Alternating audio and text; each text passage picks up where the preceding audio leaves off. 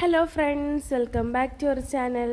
ഇന്നുണ്ടാക്കുന്ന chicken കുറുമയാണ്. അതിനെ ചട്ടിയടുപ്പത്തേക്ക് വെച്ചു.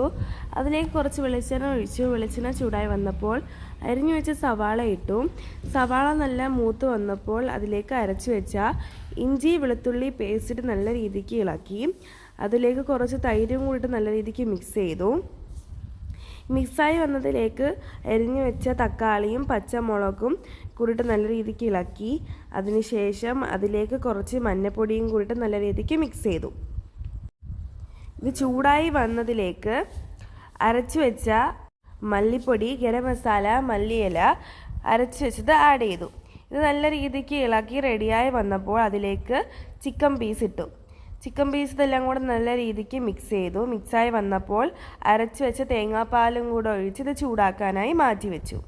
ഇത് ചൂടാക്കുന്ന സമയം കൊണ്ട് നമുക്ക് കടുക് വറക്കാം. അതിനായി ചട്ടി അടുപ്പത്തേക്ക് വെച്ചു. അതിലേക്ക് കുറച്ച് വെളിച്ചെണ്ണ ഒഴിച്ചു. വെളിച്ചെണ്ണ ചൂടായി വന്നപ്പോൾ ഉലുവ ഇട്ടു.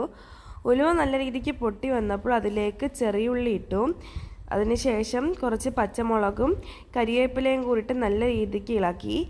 ഈ വറുത്തത് നേരത്തെ ഉണ്ടാക്കി വെച്ചിരുന്ന കുറുമയിലേക്ക് ഇട്ടു. അവസാനം കുറച്ച് മല്ലിയിലയും കൂടെ ഇട്ട് ഫിനിഷ് ചെയ്തു. ഇത്രയേ ഉള്ളൂ.